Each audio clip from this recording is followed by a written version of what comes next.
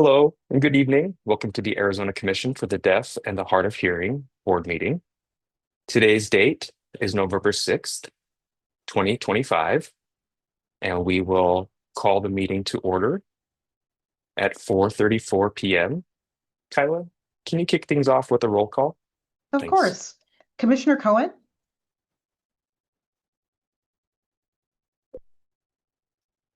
Commissioner Goodstein?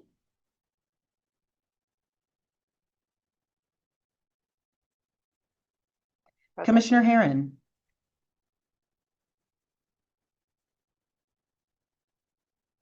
Commissioner Present. Kidd?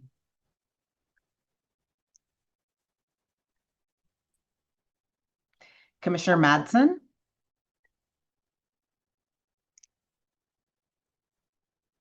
Commissioner Hello. Scarborough?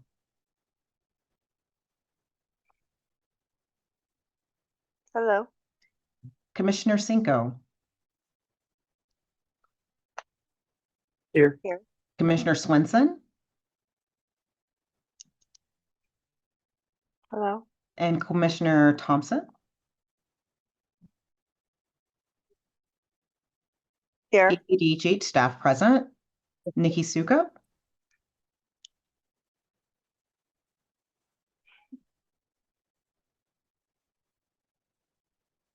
Here. Present.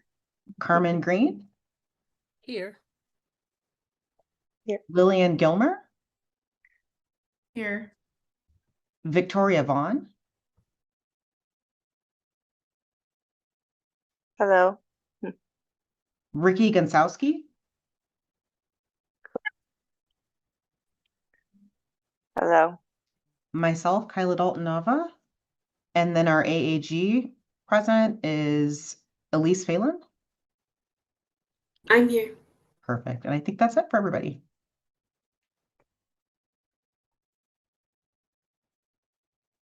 Great. Thank you so much, Kyla. Next up on our agenda is the approval of the meeting minutes from our August 14th, 2025 meeting. I will entertain a motion for approval.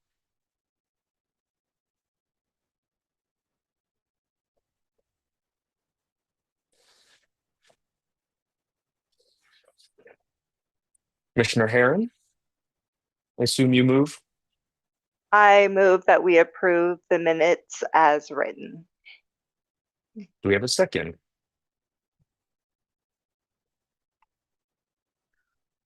Commissioner Kidd, I second. We have a second from Commissioner Kidd. Anyone voting in opposition?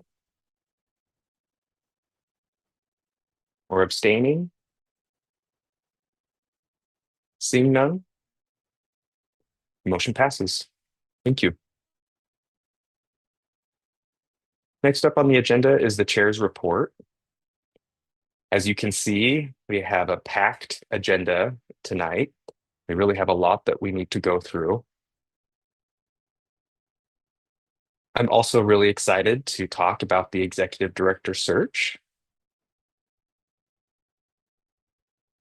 And I'm also excited to see that ACDHH has been participating in a variety of events out in the community. And our interim executive director, Nikki Sukup, will be talking about that in her report.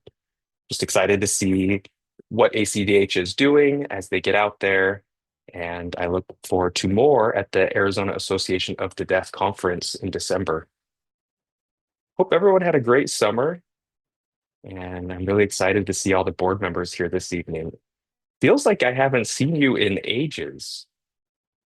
My goodness.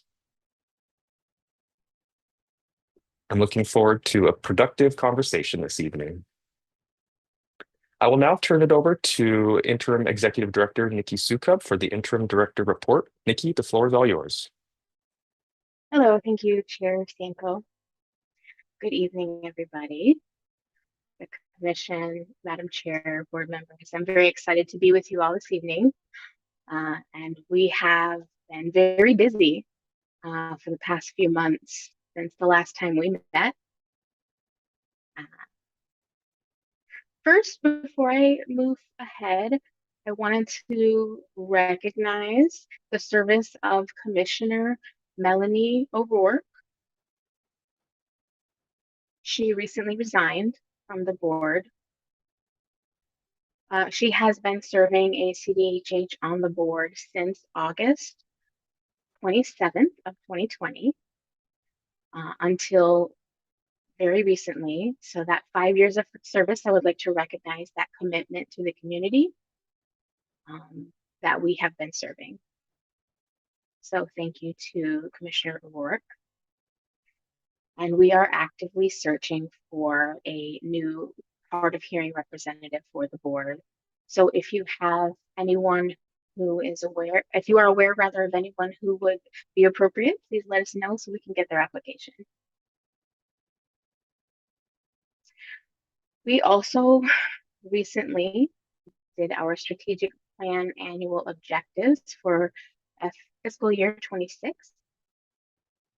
So that means this year, July through June 30 of next year.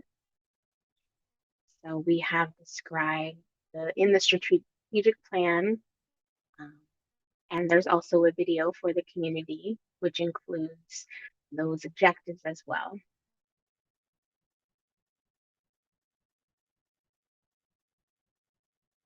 We have posted that on the homepage of our website as well. We have completed our rebranding for the state of Arizona. All Arizona state agencies were required to go through this process and make sure that our branding is aligned with other state agencies and have similarities. We do have our own unique colors, which are very nice to set us apart, but also align us with those agencies, other state agencies. As a state of Arizona agency, we are also unique. So we are able to recognize the service to the community through this branding. So we have videos and materials pertaining to that as well, and more to come. We have also been updating our website at the same time to move to the a.gov platform, which is more secure. And that will align with our new look at the same time, that rebranding colors, the content as well. So we've been working on that. So we're excited about that rollout as well to go with that new platform. Our informational materials as well will include that.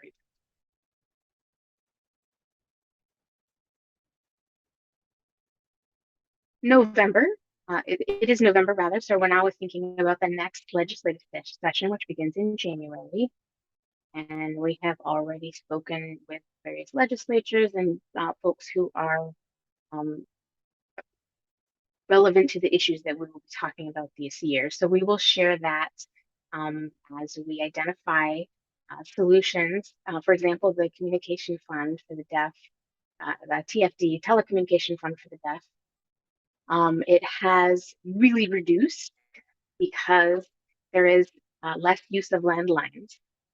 And that fund being primarily funded by the revenue from landlines, landline telephones, obviously is an outdated way to fund that. People are not using landlines anymore. So we're considering what other options are available to expand the tax base and to be able to have a stability in our revenue source going forward.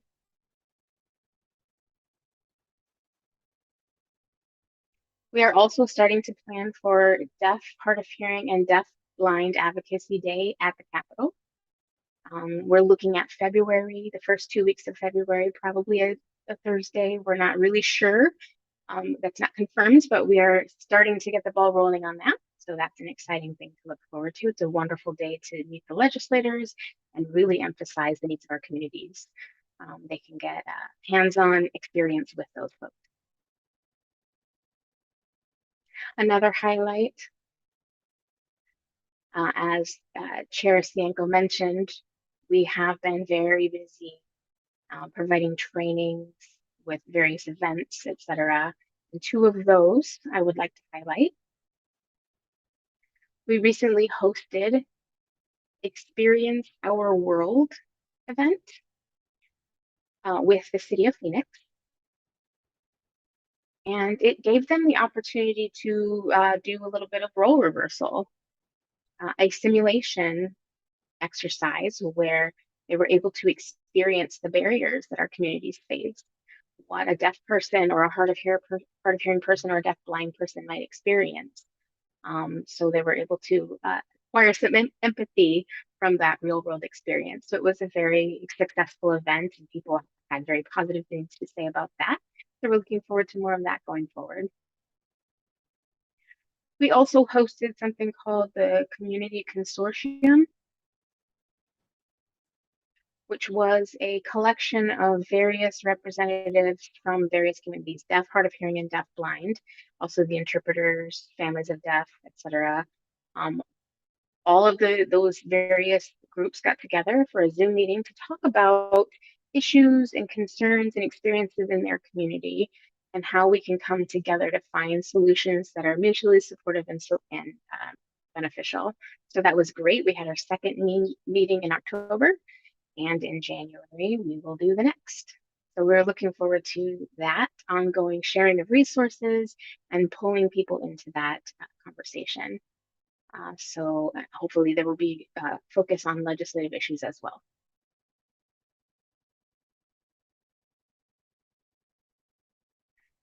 We also recently were awarded 2 contracts this year. We were able to get 2 contracts for 2 providers for support service providers.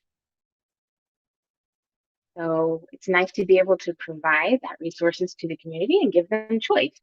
Do they want to work with this vendor, which is called Bangro, which is a new vendor? They also provide services in other states as well. Or the other option is Catholic Community Services, or CCS, COPD formally, and they have been providing support service providers, but we have another contract as well.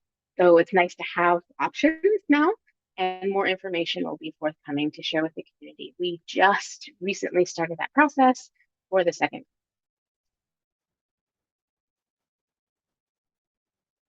Other staff news: Reena Banerjee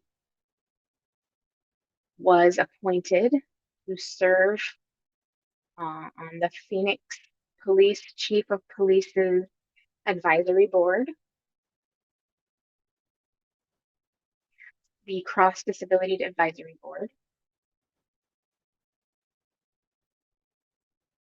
So that wraps up my report. And then I would like to introduce first, sorry, let me back up. I am excited to state that we just hired a new director of business operations. We had posted, we had been recruiting. At the last meeting, we talked about that. And so excitingly, we did hire someone into that position, and she has been a wonderful addition to our team. She's already hit the ground running and doing great. So we're very excited to introduce her. Her name is Lillian Gilmer, and that is our new director of business operations. If you want to come on, Lillian, and introduce yourself.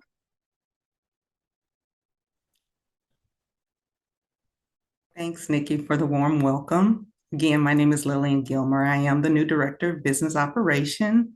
And one little fun fact about me is I am a rare native of Arizona. So born and raised here. I just love this state.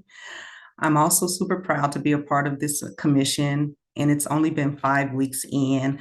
The team has just done a great job of getting me acclimated and has made this transition extremely smooth. My experience has been in project management and also leading finance and budget oversight, and most importantly, leading operations teams in both the public and private sector. So I bring about 20 years experience, and love to have joined this team.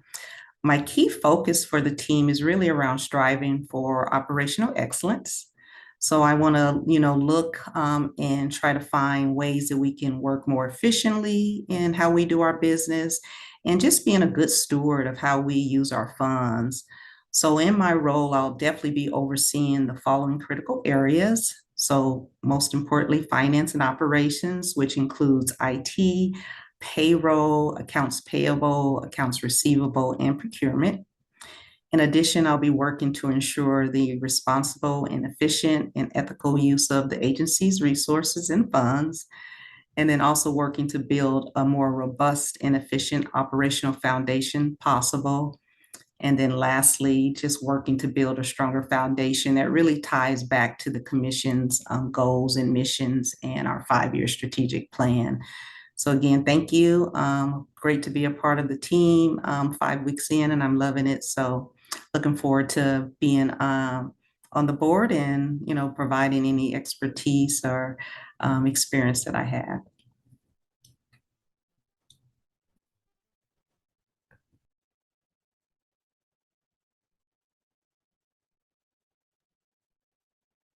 All right, thank you, Lillian.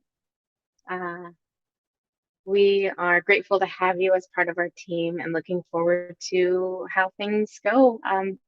More building strength together and a stronger operation of the agency moving forward. So that wraps up my report. I am open to your questions if you have any.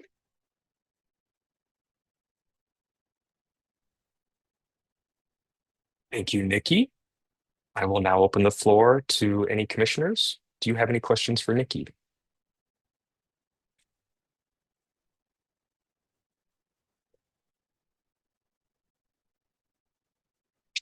Commissioner Kidd. Nikki, what's the timeline that we have for the new branding of the website? When is that going to be released to the public? I know you mentioned it, but when is it actually going to be released? Just curious. Absolutely. So we're looking at January, but everything should be ready by then. Hopefully, that is the goal. As soon as we are confirmed, we have our date. There are still some moving parts that we are working with, but we will definitely let you know. Right now, the timeline is January. That's our target. Great. Thank you. Looking forward to it. Absolutely, yes.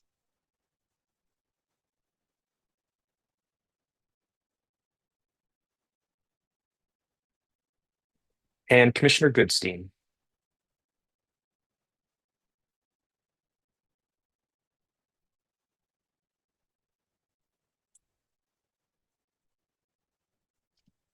Sorry, everybody. I'm having a hard time with this on my end. I understand.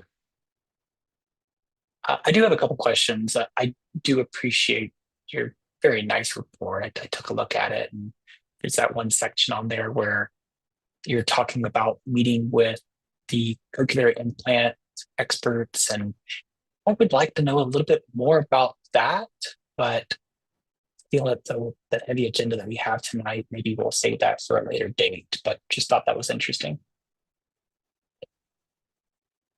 I guess I wanted to know whether the service provider experts truly encourage the babies to use sign language as well, or do they sort of prohibit that as this common practice in the medical field in America, pediatrics these days?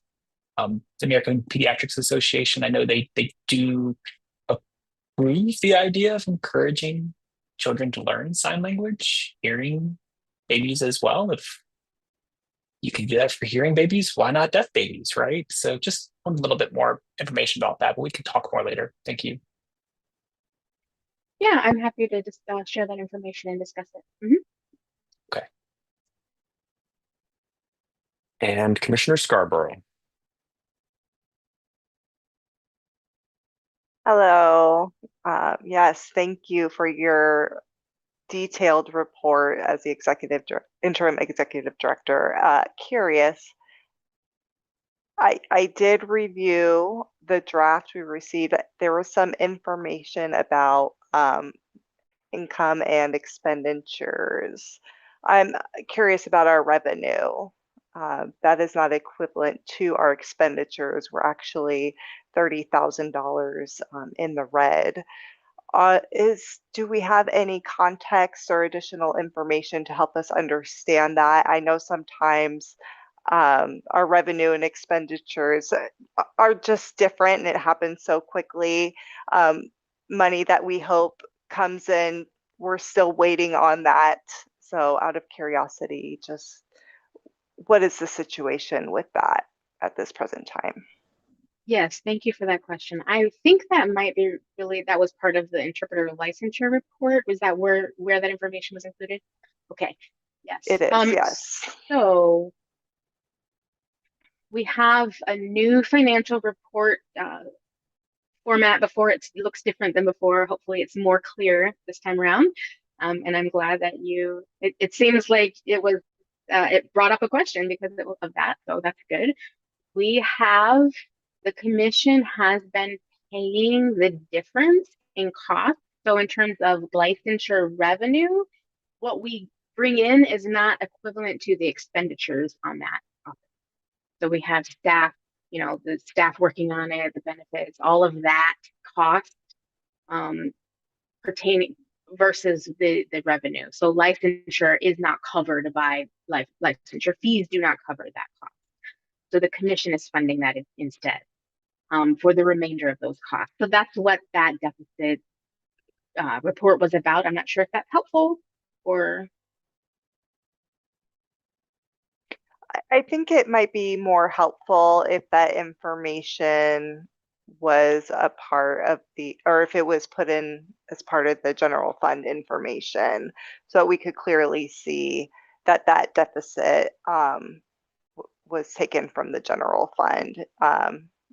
And it's not just an issue as revenue from licensure. I hope that's clear.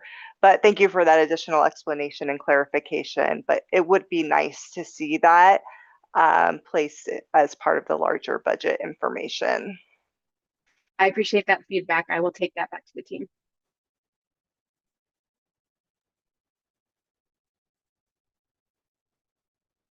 Any additional questions before we move on to the next item on our agenda?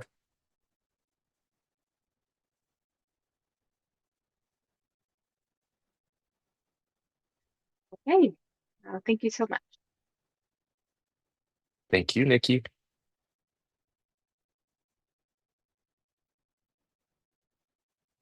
Next item on our agenda is a discussion only item, and it is an update on the executive director search. We have made good progress. We initially started out with 6 candidates.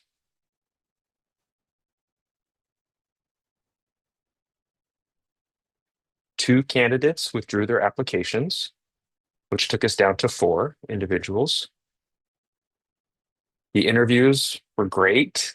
The candidates did a wonderful, beautiful job in their interviews, and we could really see their passion come through. And we could see everything that they do for the deaf, hard of hearing, deaf blind, and deaf disabled communities.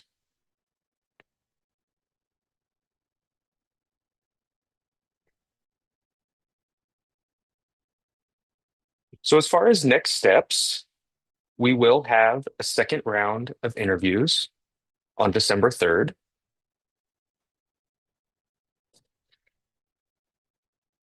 And those final interviews will include a presentation.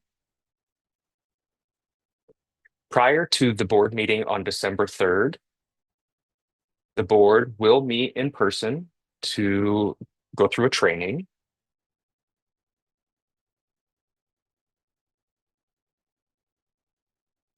Then we will have the interviews, and our special board meeting will start at 4:30, and that's when we'll start our interviews. It is open to the public. We will include the presentations from the candidate for the public to view, and then the board will go into executive session. That occurs December 3rd. The following day on December 4th, the board will meet an additional time in the morning to select the final candidate, the individual who will be leading the agency. Now I'm going to talk a little bit more about our finalists who we've recommended. We may need to go into executive session for that, and so someone will need to make a motion.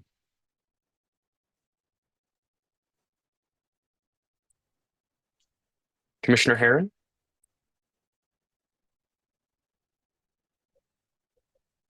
This is really more of a technical question before we move forward with that. The agenda your item on the executive search update, it says discussion only and doesn't state any action related to it. Can we move into executive session? I wanted to talk to Kyla. Kyla, you mentioned that we could go into executive session to discuss this agenda item. Did I misunderstand? Yeah, I see that it does have the legal blurb underneath it. I overlooked that part. Yeah, it's in that fine print, but it is there. Okay, so we are we're okay with moving forward going into executive session. Mhm. Okay, since I'm on video, I guess I will go ahead and do it. I do move that we go into executive session to discuss the candidates. We have a motion on the floor to enter into executive session to talk about the candidates. Do we have a second? Second. We have a second from Commissioner Kidd. We will move into executive session. Kyla, Ricky, can you move us into a breakout room? Thank you.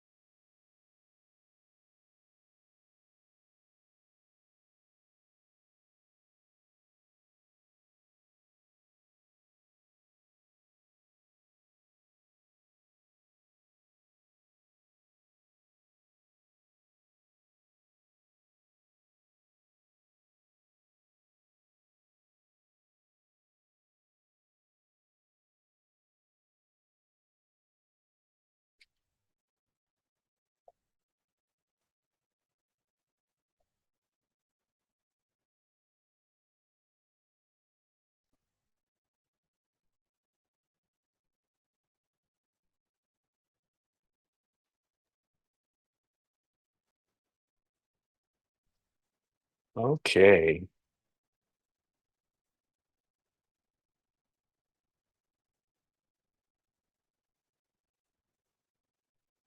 Kyla and Ricky, are we still live?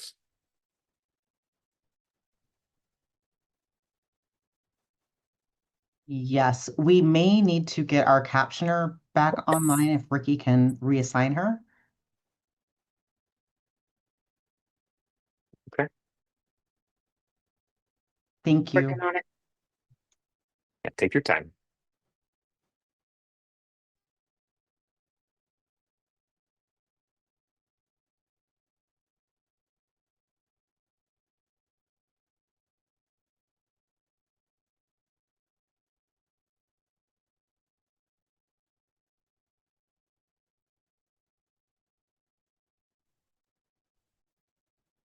Okay, I was able to assign captions to Cart. Let me test them just to make sure that they're working. Okay, beautiful. Thank you so much, Ricky. We entered executive session and we had a discussion about the interview process. We did have a conversation about the external candidates, but due to certain reasons, we were not able to discuss internal candidates. We will need to schedule a special board meeting for that. So Kyla, I'll be in touch.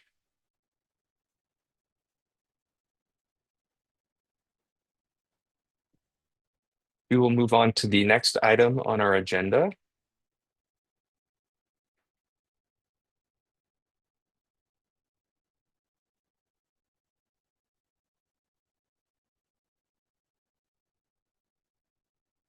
Next up is the Alyssa Barlow agency appeal. And it looks like we can go into executive session to have discussion on this item. I will entertain a motion to enter into executive session to talk about this agenda item.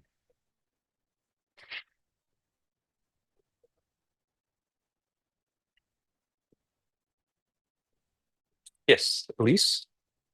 You can enter into executive session to obtain legal advice, which there certainly will be, but I think the introduction and actual discussion of it can only happen in open session. So when I will go into the legal advice explaining the administrative procedure, the next steps, entertaining legal questions, we can go into executive session for that.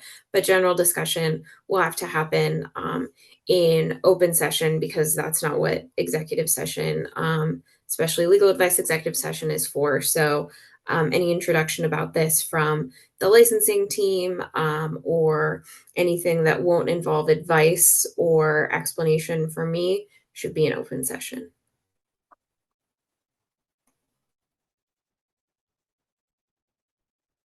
Thank you for the clarification, Elise. Now, I'm not familiar with this agenda item concerning Alyssa Barlow.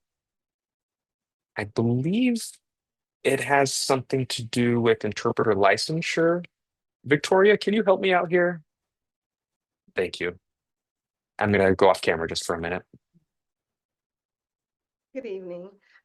This particular agenda item is concerning ASL interpreter Alyssa Barlow, who applied for a renewal for her Arizona license. Throughout the course of the process of the renewal, some deficiencies were there, and the deficiencies weren't met in a timely manner, so the renewal was denied. And so with that denial, notification and process, the applicant does have an opportunity to appeal that denial. And so that is where we are right now. Ms. Barlow is in the process of appealing that denial. And I believe this is on the agenda so that we can let the board know, first of all, and then secondly, to appoint someone to represent from staff ACDHH at the appeal hearing.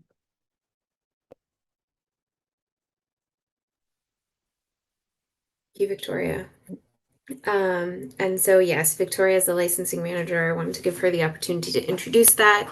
And then from there, if you would all like, I do have some explanation that will lead into advice and lead to opportunity for further questions for further advice. And for attorney-client privilege purposes, anything that would involve advice can happen and should happen in closed session. So any actual discussion of the next steps or voting will happen in open session. But I think everything else, until those decisions can be made, will involve some significant legal advice, because this is the first appeal that the commission has received of a application or licensure. I believe, in memory of my office, for sure, there's been in the past an appeal of a civil money penalty, but that was quite a while back, and it was a very unique situation. So I can provide advice about this process and entertain questions. And again, to preserve attorney-client privilege, since this is an open legal matter, we can go, or you can go into executive session and bring me along for that.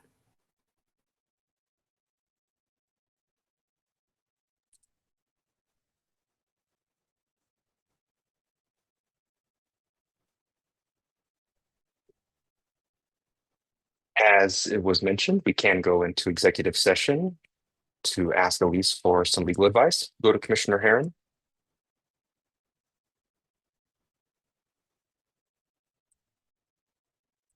First, before we go into session, I want to make sure. So Victoria's comment said that a person filled out an application. It was denied because she had not completed the application. Does the person have the opportunity to resubmit, or is this person, or did that person proceed with the complaint instead of redoing her help me understand the crux of the matter? Did they just do a complaint instead of redoing the application? What exactly happened? Victoria or Elise, are either of you able to answer? Sure, I can answer that. So Ms. Barlow does have the option to reapply anew with the initial application, because her renewal application was closed. So her options are to reapply with initial application or to appeal the decision to deny her renewal application.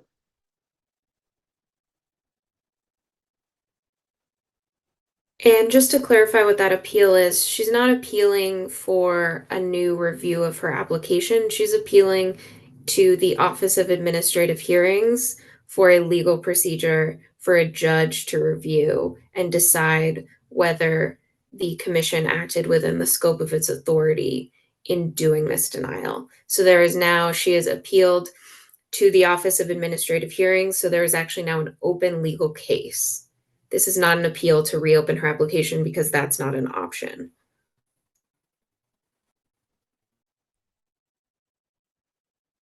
Understood. Thank you.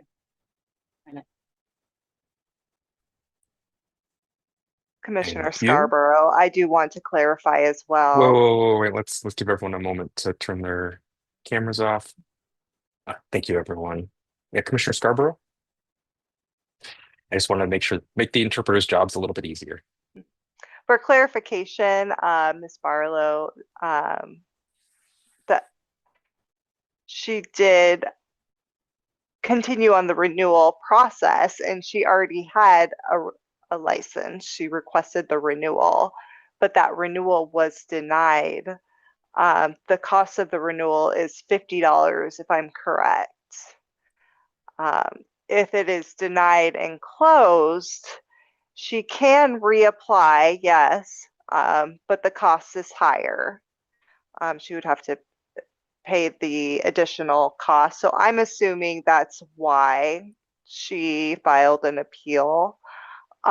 She didn't want to apply for a new license at a higher rate.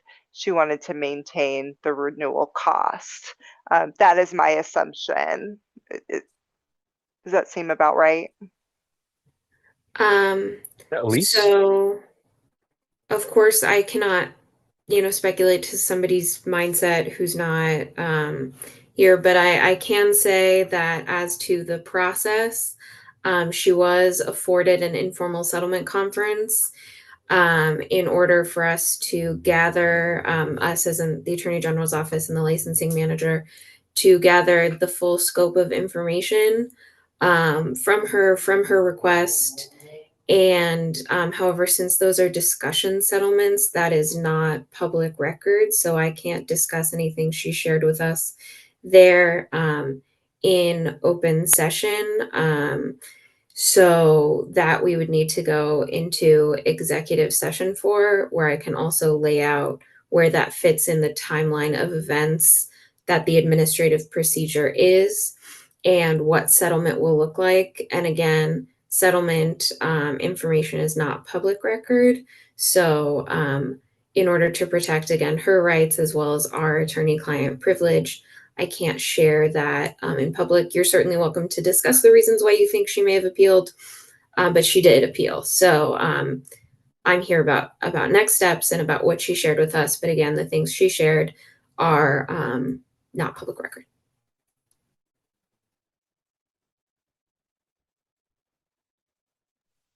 So essentially, I can share with you the timeline of events in a general sense here, but anything that will lead to legal questions or anything that would involve discussion or disclosure of things that are not in the public record or providing any legal advice will need to go into executive session.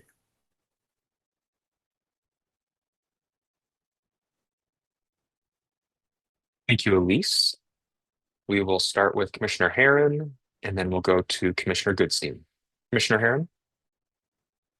I do have more questions in regards to the application process before we dive into more of that legal discussion later on. I do understand when it comes to renewal, the cost is $50, whatever the reason is besides the point. So for renewing a license, it's $50. When the information is satisfactory, they've met the requirements, and then their license is renewed. But once a license is lapsed and a person wants to renew, instead they will have to complete a new license and pay a different fee. Also, does that mean that person then has to meet a certain number of hours of observation, or what are other needs that an individual needs to meet in addition to in order to qualify for that new license? Yeah, Victoria? So no, for this particular license category, there's no requirement of hours. The generalist is already certified by RID or BEI. So they would essentially just need to pay the new fee and then maybe give new badge pictures. And that would be the equivalent because we would already have all the documentation from their previous initial application.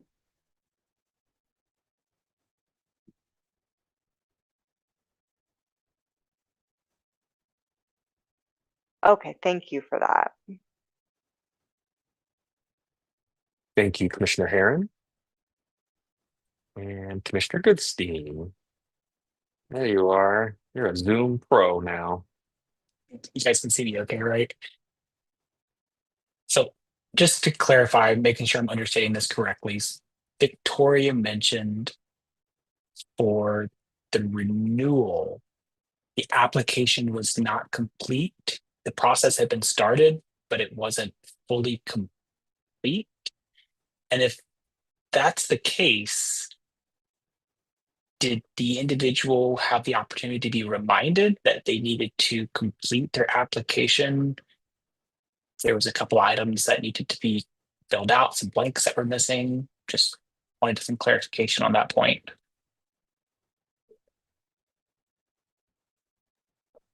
Yes. Victoria? Mhm. So yes, the applicant was reminded via email several times, via postal mail. Yes, and given specific timelines and directions on what was needed by when.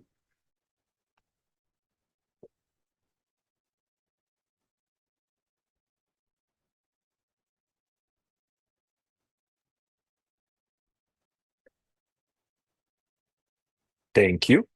We'll go to Commissioner Kidd next. Oh, I'm just going to tell Commissioner Goodson your hand was still up. You took it down. Commissioner Kidd. I move that we enter into executive session to discuss this item further. Second. We have a motion to go into executive session by Commissioner Kidd with a second from Commissioner Herron. Kyla, can you send us into the breakout room?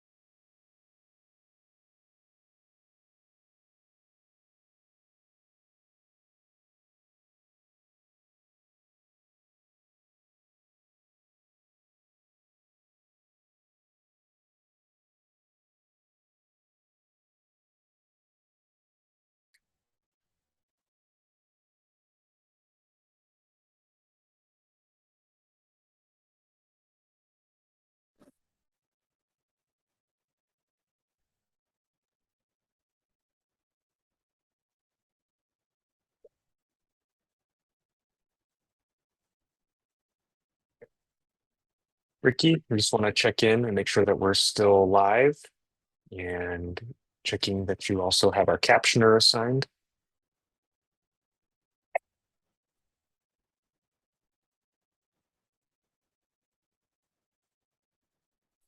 Okay. Thank you, everyone, for your patience. We entered executive session to talk about the case with Alyssa Barlow. We were looking more to get a better understanding and to get a little more context on the situation. We were able to ask our questions, and we learned that it's basically the board's responsibility to delegate an individual from the ACDHH staff to work with Elise on this complaint. That individual will have authority to move through the settlement process and will also sign off on the settlement terms. Is there any more to that that needs to be added, or is that sufficient?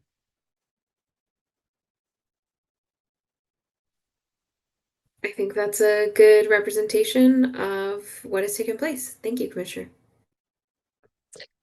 Okay, I just wanted to make sure that I wasn't missing anything. I will now open the floor for discussion. Has anyone identified an individual that they would recommend to work with Elise on this complaint?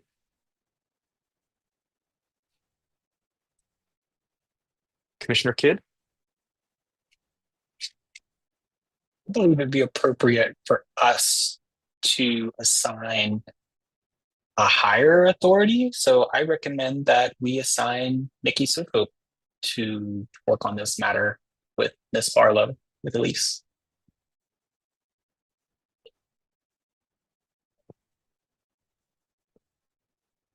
Commissioners? Yes, Commissioner Herron. I just clarification, point of clarification on the motion. Providing the authority to work with Alyssa Barlow and as the designated authority to be the signature, the final signature for ACDHH. Oh, right. I wasn't making a motion though. I was just saying that I'm making a recommendation. Okay, so you're just proposing Nikki's name. My apologies, I misunderstood. It's Right. good to understand what we're truly looking for. So thank you for that clarification. Thank you both. Commissioner Thompson. Thank you, Madam Chairwoman. I have a question regarding representing ACDHH in the board to make the authority. My question is, who has been most working closely with the interpreting decision? Would it be Carmen, or who in the upper management level has been working closely regarding the interpreting situation?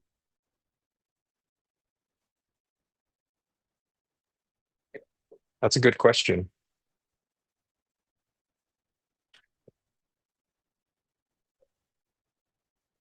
Can Nikki answer that, or anyone else? Yeah, so Victoria is the one who is the closest to the issue. Victoria reports directly to Carmen Greensmith, who reports to me.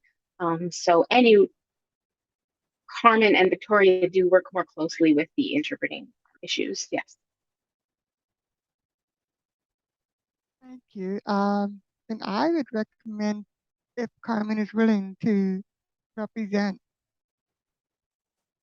Anyone else agree, or what's your thoughts?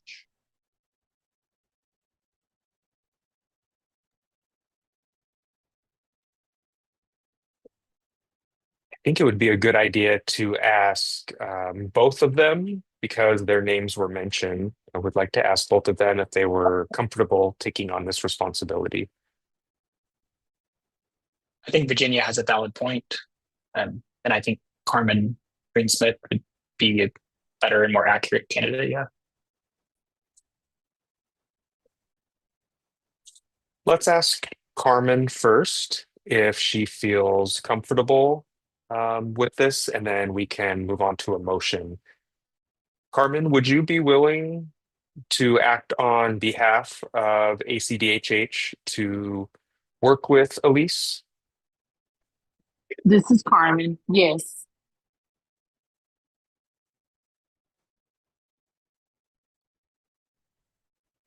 And Carmen has confirmed. Thank you so much, Carmen. I will now open the floor for a motion.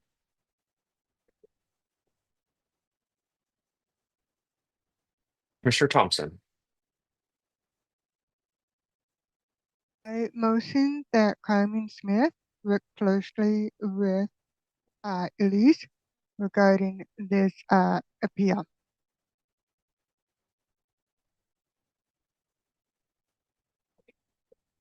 Commissioner Herron, I second. We have a motion from Commissioner Thompson, second from Commissioner Herron. Anyone voting in opposition?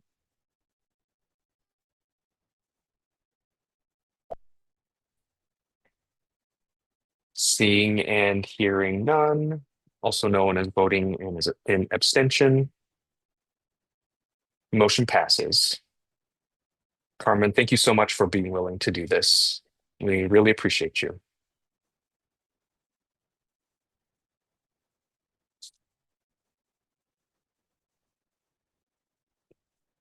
We will now move on to the next item on our agenda. It's about 6:12 right now. I want to check in with our interpreters and our cart provider. Is everyone doing okay? Would we like to take a little bit of a break?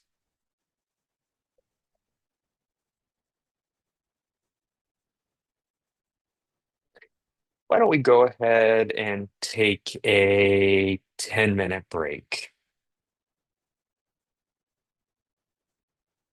Let's take a 10-minute break, grab something to drink, get a snack, hug your fur babies, whatever you need to do. And we'll see you at 6:25. Thanks.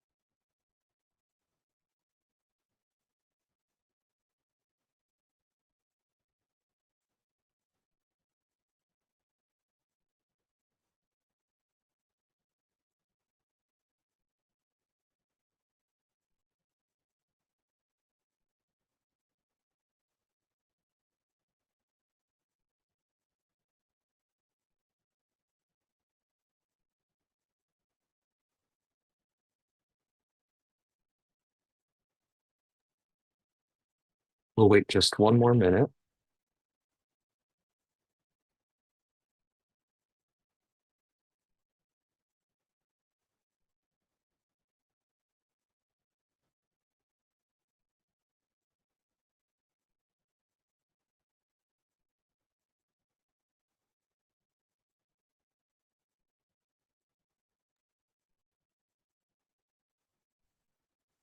I would like to give people some time to get back in.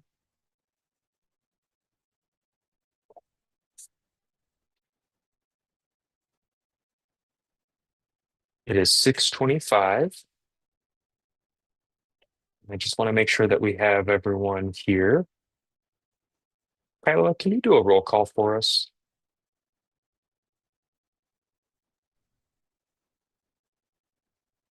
Sure. Okay.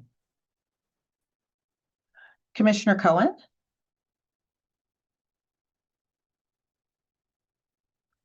Commissioner Goodstein?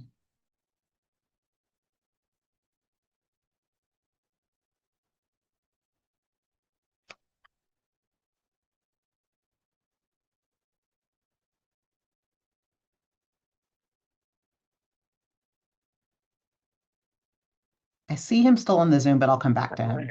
I remember he was having some issues with Zoom. Okay. Commissioner Herron? Yeah.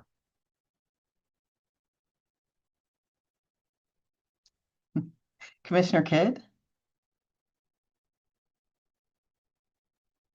Hello. Commissioner Madsen? Hi. Commissioner Scarborough?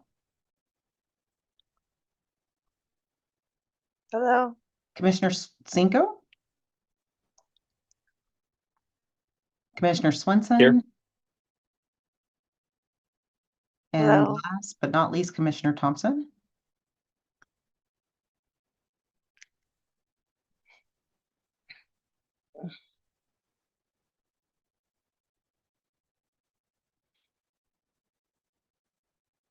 She may no longer be with us. I see her still logged in I on do see her Zoom. still on Zoom. Okay, so maybe still here.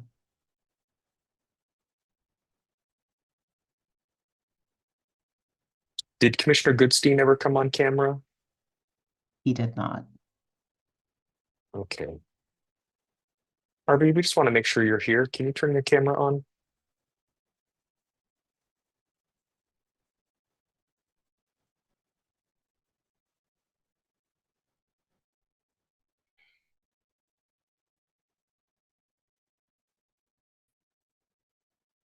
Hmm, hmm, hmm.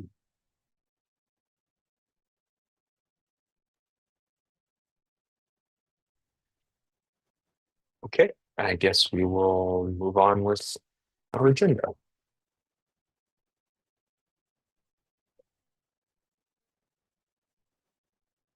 Next up on the agenda is communication access in healthcare facilities. And we have Lori Johnson, who will be presenting to the board about her experience with her parents. So take it away, Lori.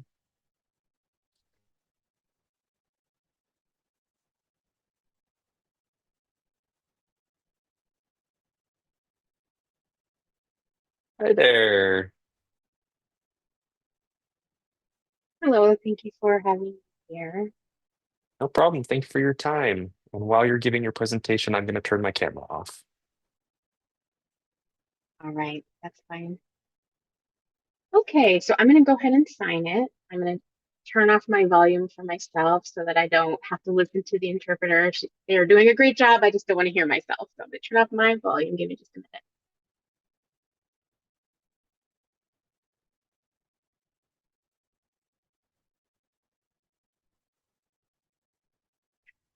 All right, thank you. Okay, so first things first, I wanted to say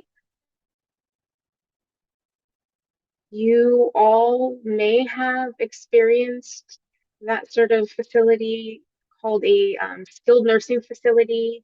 Maybe you have yourself or you know someone who has had that sort of experience. Those are very common, especially for our aging population. My experiences have been here in Arizona because my parents moved here into Arizona. And what I'm going to say about that is that I'm very disappointed. If I was not there 24/7 sometimes, it would have been even worse. I don't know if there's anything worse than your parent dying or your mother suffering through a lot of catastrophes, but I just want to give you an idea. I told the nurses in the hospital recently in January, when you're out traveling and you're in a country where you know the language, it might not be your language, but you know the language. And then something happens, you cross a border, and in that new area, you know nothing of their language. You are completely without access to language. You get injured, you get sick, and you get brought to the hospital. You're surrounded by people, nursing staff, doctors, everyone looking at you. They are all communicating with gestures. There's noise going on, but you don't understand any of it. You're trying to they are making decisions about you and you don't know what's going on. No one's writing you any notes. You don't know the language. You're trying to figure out how to get interpreters, but in a rural area who does not know your language, whatever your first language is, it would be very. Do you think that outcome would be great in that circumstance? The chances are very good that it wouldn't. And that is what my mother experienced in January. Surrounded by people talking about her. They brought in VRI, but my mother wasn't able to use it. She was very ill. Plus, she was experiencing dementia.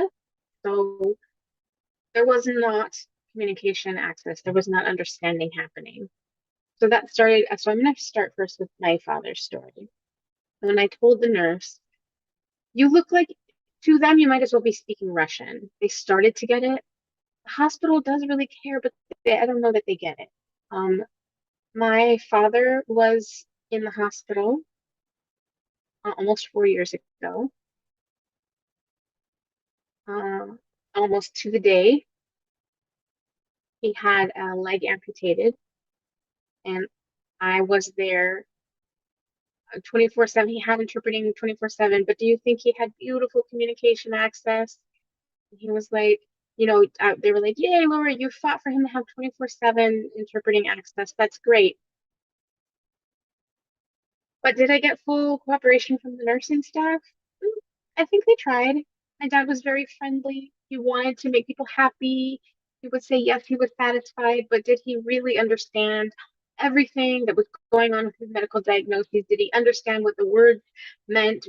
Was he fully informed on what he was willing to accept or not? And when they gave him a handful of pills and he were to say, I want to know which medication is which, what are you giving me?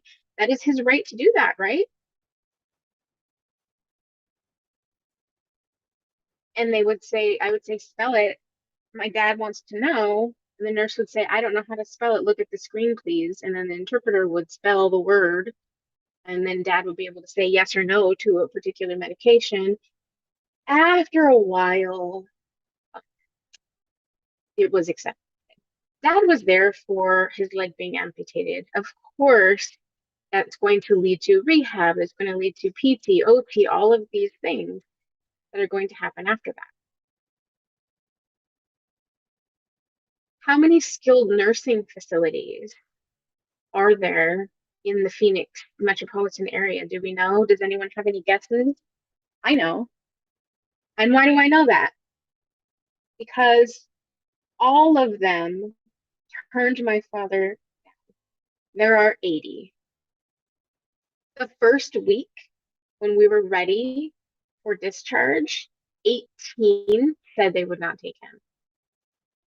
The hospital said, oh, well, we've got this thing or that thing or the other thing happening. And they came up with lots of reasons, but really the reason was his deafness. And I kept cool and I did not say anything about that. The next week we met again. We talked about 30 other facilities having turned him down. And I said, please don't tell my dad. That's going to be very upsetting. He was looking forward to getting discharged and leaving the hospital. He was looking forward to saying goodbye to that setting and moving to the next one, but he was stuck. The following week, it happened again. More facilities rejected him. How long do you think my dad stayed in the hospital, waiting to be able to get into a skilled nursing facility? That search started in October. Did he get in November? He did not. Did he get in December? No, he did not. January? It was January before he was actually admitted to a skilled nursing facility. Was it a great skilled nursing facility just because they accepted him and were willing to provide interpreting? I asked to see the facility before he was placed. That didn't happen. They waited until I was out of town to do the placement. I had to go out of town one weekend. I needed some rest. And during that weekend, they called that Sunday to say they had found a placement for my father. And I said, okay, I will check on it tomorrow. And they said, oh no, he's already at the new placement. So I drove to the new facility and my dad was upset, saying, why did they pick this place for me? And I understood him being upset. And I said, well, we'll make it work. And I sat down with the supervisor, the head, and talked about interpreters for PT, OT, any one-on-one with doctors or medical staff, or any significant medical information that needs to be communicated must be interpreted. And I know there is a shortage of interpreters. I understand that is true. To make their life a little bit easier, I set OT, PT, all of those services I said, set those within that certain hour limit because you have to pay a 2-hour minimum anyway. So I explained the business to them so you can have that be efficient. And they said, nope, we can't do that. So for one patient to require an interpreter, you can't tell me that you can't move the schedule around for that one person for that during that time. You can't have that minor flexibility in order to make sure that he has an interpreter. And interpreters would be calling, and I'd be sitting there. They'd be saying there was no OT, no PT, nothing was happening. 1% of the time that he actually had interpreters during his actual services. My dad is a big guy.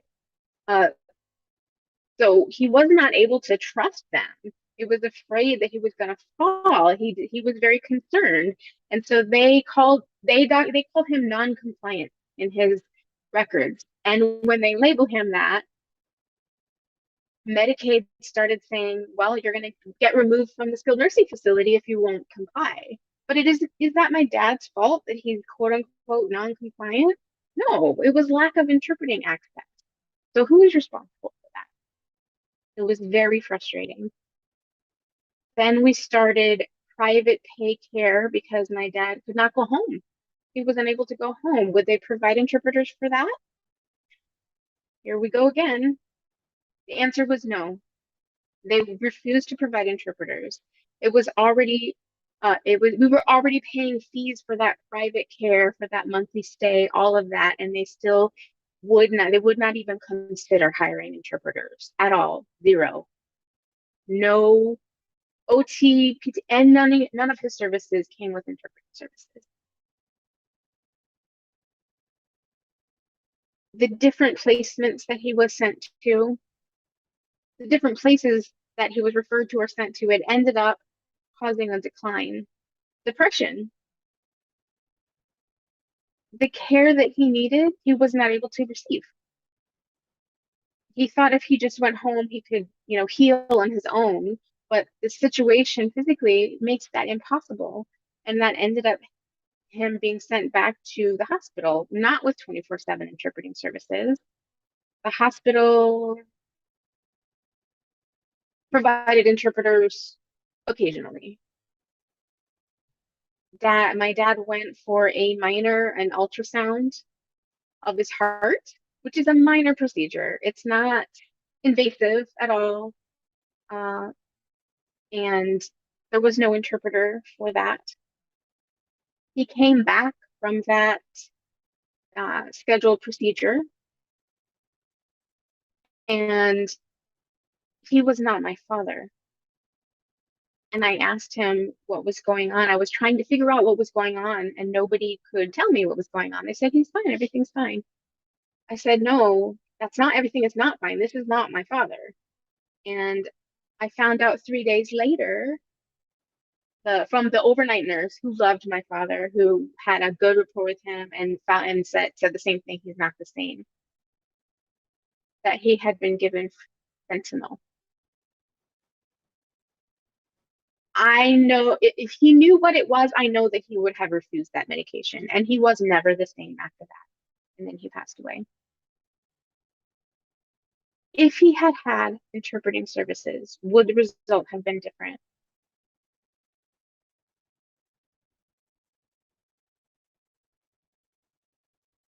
So now onto my mom's story. She had never been sick, and then she got sick. And I was so traumatized because it was the same hospital where my father had died. But a few years later, I felt like the situation would be better, right? So my mother arrived. I was there, and I said, we need an interpreter. There was a form for us to sign for her to need interpreter services, and she didn't get an interpreter. And I knew about the interpreter services form because my dad was the first patient previously from Banner, who we all know has been sued repeatedly, where that form, I required that form to have an on-site interpreter, the form right there where you sign. Of course, I also have the form, they also have a form that says, I waive the right to an on-site interpreter. Both of those forms are presented. And for my dad, I tore up the second one. It's not, I said, do not even put this in his file. Just keep the one that says I require an on-site interpreter. So when my mother went into the hospital, I said, I need that form. And which form did they give me? The one to waive the right to interpreters. And I said, no, this is not the right form. I want the other one. And they looked at me and said, no, there's not another form. I said, yes, there is. I know that there is. There is a different form. You need to look for it. In the 3 weeks that my mom stayed there, somehow they never found that form. They eventually did after one horrible night. I was there for over 30 hours. My mom needed to have interpreting service. I was making sure to get that done. Finally, I was able to go home and go to sleep. I got a phone call. They said that they were going to intubate my mother. And I said, why? What would be the reason for? And they said, oh, her blood pressure spiked dramatically, she's having trouble breathing. And I said, you need to wait. I got there as quickly as I could. She was surrounded by people and was not understanding anything that was going on. And her eyes were as big as saucers. She was terrified. She did not know what was going on. And I said, everyone get out. I was, she had oxygen. I said, she has oxygen. She will be fine. Get out. And my mother, I calmed her down and her blood pressure went down. Her breathing stabilized. Then the nurse came back in and said, hey, I said, see, got her. Does she need to be intubated? No, was the answer. And I said, okay, what was going on? What was happening? Why is this crisis happening? Because that access to communication is critical. That's why. If I wasn't here, she would have gotten intubated. And they hemmed and hawed a bit, but agreed. Okay. So immediately the next morning, an interpreter showed up. I don't know every interpreter in the state, but I didn't know who this person was. I had sent a list of agencies that I would prefer that they use for this situation because they employ interpreters that I trust. They contract rather with interpreters that I trust. And I felt that those interpreters would be able to provide services that were the best for my mother's health. I didn't know who that interpreter was, but I don't know everyone, so that's okay. I was told that they don't interpret everything. Okay, but she has dementia. She's going to be overwhelmed. I'm there. I am getting the medical information. So if you like every single detail, she doesn't need every single word. She needs to understand procedures. She needs to know the blood pressure check. She needs to know about medication. She needs to know that surface level information to be understanding of what is happening right now.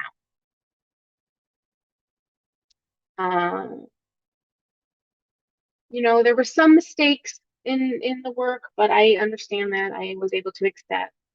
Um, mom, mom, mom said listen, and the person said evil, but at the time, I laughed, but at the time, but the nurse agreed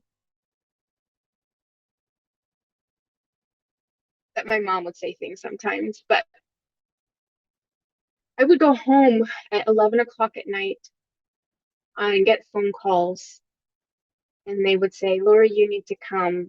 I know there were interpreters there, but they would say I needed to come. So I would get dressed, I would get to the hospital and find that there weren't interpreters there. They told me that they did have an interpreter. They had a full schedule of interpreters, but somehow they don't have one. So I would go and stay because there was not an interpreter. And then the next day, the interpreter called again and told me the same thing. I didn't want to upset you last night, but I wanted to tell you a person showed up to interpret for your mom. And I realized I knew that person, and they were dropped out of the interpreting program, and that person said yes. And they said, oh, okay, did you get certified or licensed anyway? And that person said, no, I'm not certified or licensed. The interpreter who showed up said, if Lori finds out that this person is an unlicensed, uncertified interpreter with no experience here interpreting for there were a 20-hour shift scheduled with that person, with her mother, with Lori's mother, that interpreter knew I would definitely not be pleased. I got it taken care of, but I said, why are you not using the agency list that I gave you? And they said, oh no, we can use that interpreter. We're able to use that we only use that one agency. And I said, that practice needs to stop. Only having one agency is not appropriate. You need to contact anyone, reach out to anyone that might have an interpreter available. You have a list of resources. So these are things that are happening, and why are they happening? Hospitals seem to think that one agency is going to be able to meet their needs, and I have never seen that be effective, ever.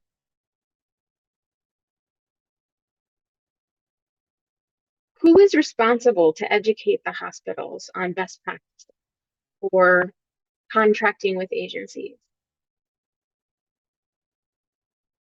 I put a blast on Facebook and said, hey, agencies, if you can't cover a job, pass it on. I know there's a focus on money, but come on, if you can't cover it, pass it on. You as an agency should be passing it on. And I feel strongly, medical situations are serious.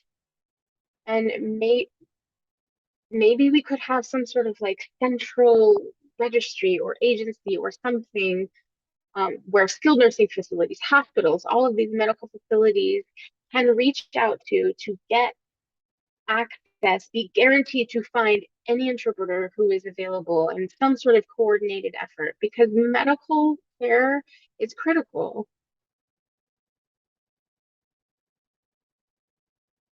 I always wonder if it's a hearing person who's placed in a facility and a deaf person with the exact same diagnostic outlook. Are their outcomes going to be the same? If it was your loved one who was in a hospital and expecting to recover and return. You expect to see them go in, you expect to visit them and see and not and just be their ally, their family, not expect to have to change their bedpan, put them in the shower, interpret for them. These are things that I was doing with my family. I was Nurse Lori. I felt like they should have paid me to be a nurse. I was fighting to make sure that they had everything that they need. I know how to do this. I have experience with interpreting scheduling. I know how to do all of that, but that's not my job. I know a lot of deaf people don't have the knowledge that I have and the experience that I have. A lot of their family members don't have the ability to do that. The state of Arizona needs to do better with our healthcare system and our healthcare access to deaf people. So how can we do that?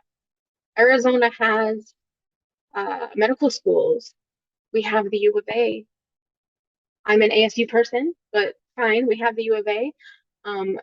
There's medical training through the U of A. We need to do partnerships with them. We need to do advisory to them. We need to do a Midwestern University also. We need to develop partnerships with the commission with a focus on these entities to partner and see how are we able to improve? How are we able to make doctors and nurses aware of the best practices?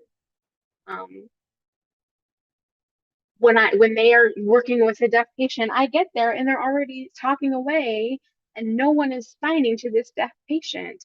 And then all of a sudden someone is touching them without ever having told them what's going on or why they would be touching them. Those types of things are happening constantly. They happened to my dad. He was a big guy and he would jump because somebody came up behind him and touched him without warning. They would talk to him softly. They would not, they would like whisper behind him, but not get where he could see them. So it's the same thing over and over. It is a continuous problem. How can the commission help address this issue? Agency oversight. Agency owners say, well, I can't send anyone. That's too bad. Having some sort of oversight that compels them to work together to find a way to ensure that services are being provided, that things are covered, that doctors know they shouldn't be talking to patients without interpreters. There is so many things that I could say. But honestly, there's a lot. I mean, there's a lot of gaps. And who is suffering are the patients, the deaf community members. I think I know I went on. I could talk about this all day. I'm so sorry. But I had planned for an hour presentation. I was told I only had 10 minutes, so That's okay. And time is of the essence here. And please know that what you're sharing with us is so, so important. Unfortunately, hold on a sec. We've lost quorum for tonight's meeting, and so we need to stop the meeting here. Before we wrap things up, I do want to say, Lori, thank you so much for taking the time to present this information to us tonight. I know that it really shows your passion, and it shows that there are definitely areas of improvement when it comes to the quality of service. But thank you so much for that. You're more than welcome to turn your camera off at this point. Commissioner Herron? This is Commissioner Herron, just real quick. I don't want Lori to feel dismissed. Yeah. This is a Harley charged emotional situation for all of us. Lori, I really appreciate your story, and there is a lot of work to be done. And your presentation here today is not for nothing. You have made an impact, and we will continue to move forward with this. Lori, as board chair, you may also know that I am the Arizona Association of the Deaf president. I would love if the two of us could have a conversation offline. That way we can talk about how AZAD and ACDHH can partner to figure this out. Thank you so much. We really value you. Thank you. Unfortunately, we can't move on to the rest of the agenda items, but I would like to make a statement.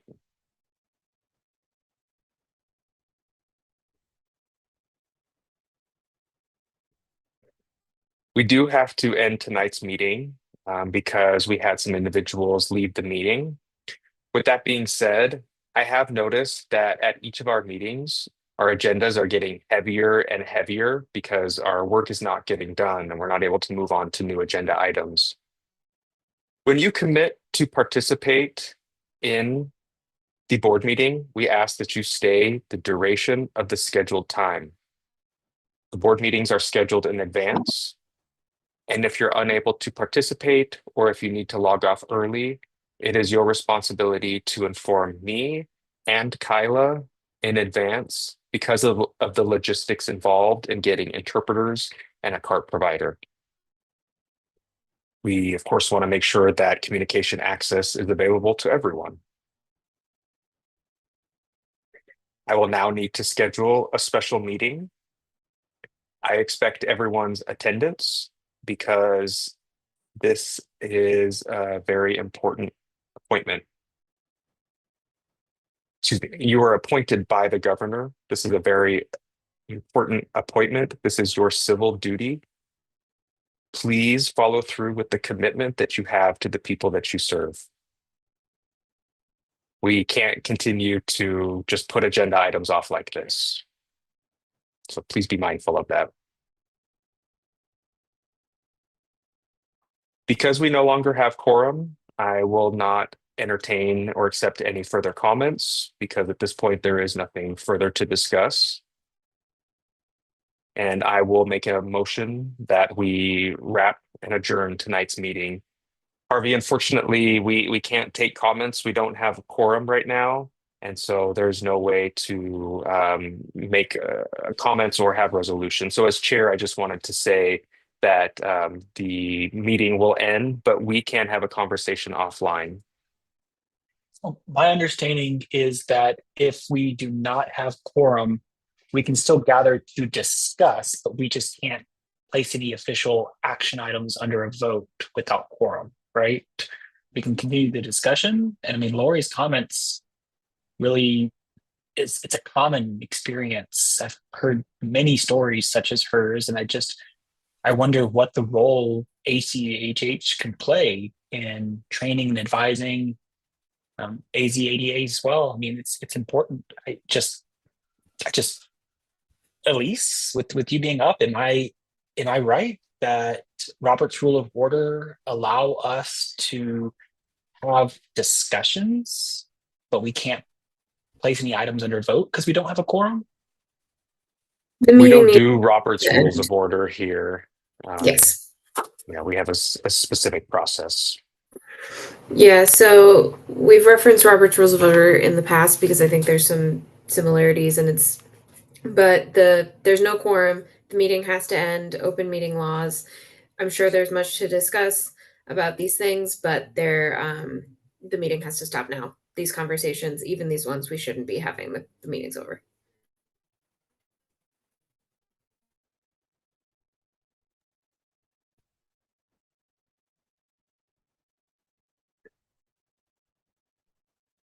I will, because of that, make a motion that we adjourn tonight's meeting.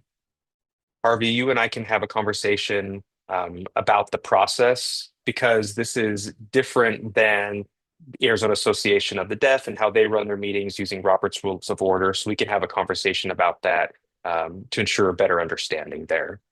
The processes are very different.